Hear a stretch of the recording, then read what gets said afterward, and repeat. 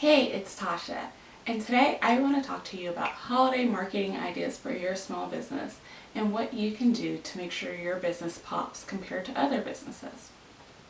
First, let's talk color scheme.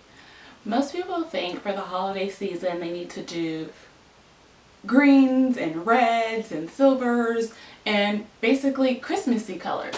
But what do you do when your brand colors don't really align? One thing you can do, say my company, my colors are hot pink, light pink, gray, and black.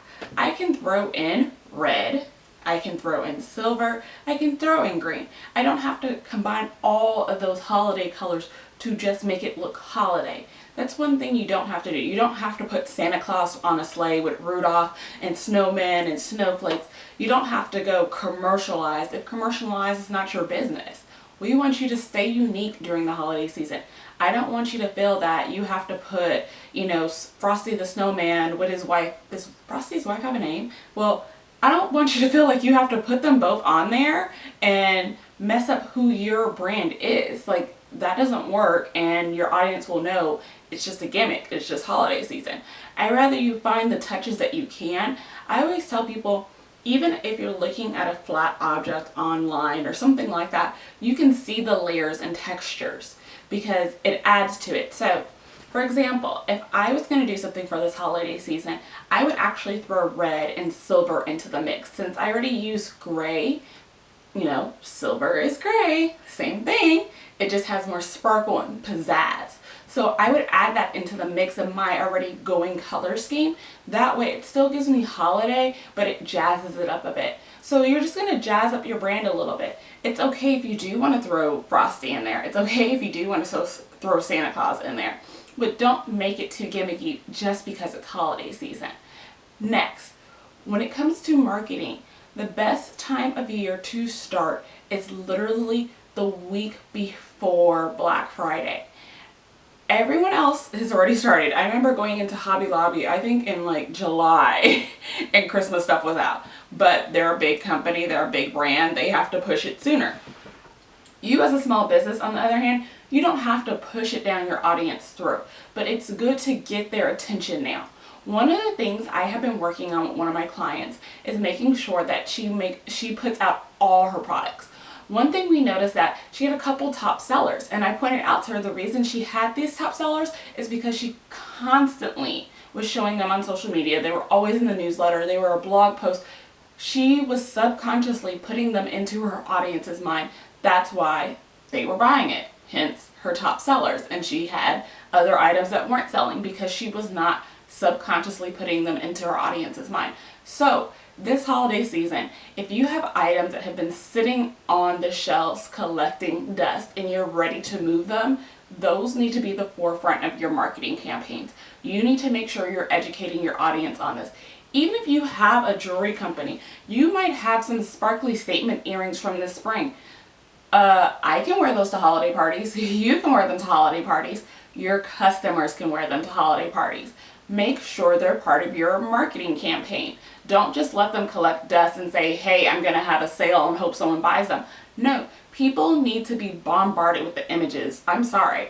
That's what you need to do. You need to put it out there where they're seeing it. And they don't need to just see it on Black Friday. You need to start now, making sure that they're seeing the earrings, they're seeing the jewelry, they're seeing the dresses, they're seeing the t-shirts, they're seeing the scrubs. They need to see them. Your audience needs to see them to know that they are there. That's how it gets in their mind. I was watching a Will Smith movie called Focus. I think that's what it's called. It's about a gambler and all this other stuff. And there's a scene in there where Will's betting money and, he's faking you find out later that he's faking it. But he's like all in. And he's up against this Asian businessman. And the Asian businessman's like, oh, I want your girlfriend to pick the football player. You don't get to pick him. Your girlfriend does. So the girlfriend is like in on this scheme, or she's not in on this particular scheme, but in the schemes in general. So prior to the Asian businessman picking the football player on the field, Will Smith and his team had been bombarding him with specific number, the number the football player was wearing. I think it was number 99. And on top of that, they were bombarding the Asian man with the man's imagery. So the day of the game, when he's in the stadium and he's like looking through the crowd to pick some random person that they have to pick, he picks that football player because he was bombarded with that imagery. You see how that works? We tend to buy things because we constantly see those things over and over. That's why it's in our subconscious. I want this t-shirt because I've seen it over and over. Yes, marketing does work. I wouldn't say that, blogger marketing doesn't work. I mean, after a while, after seeing several bloggers with something, yeah, of course you're going to want it. So, this holiday season, make sure that your color scheme is right. Make sure that you're putting the right imagery out of what products that you want to sell. And finally, cohesive branding through all of it. This is the perfect time to sit down, make your marketing plan. This is what I want to do this holiday season for my business. These are how I want my call to action banners to look. These are how I want my call to action banners on social media to look, and the ones in my newsletters. These are how I want my flyers to look. You want to make sure that your marketing is like, your customers just fall in love with it. It's not something that they see all year round. It's luxury, it's chic, it's sleek. It's holiday season for your business, your brand, this 2015, and they're excited for it. I mean, do y'all remember the Target Christmas Champ? I am wanting that lady to come back. I talk about it every year, and every year I'm disappointed that Target does not bring her back because she's amazing. It was amazing holiday marketing, and that's what you want. You want your audience talking about your holiday marketing. You want it to create buzz, and you can do that. You can do that on a $500 budget. You can do that on a $200 budget. It's being resourceful, it's being thought out, it's being creative, it's getting to it now. Don't wait until the last minute to start doing your holiday marketing plans. Sit down now and say, this is what I want to do, this is my time frame, this is my budget, this is what I want my audience to feel, this is how I'm going to communicate to them. And it will translate, but you have to have a plan of action, and that's where most people fail.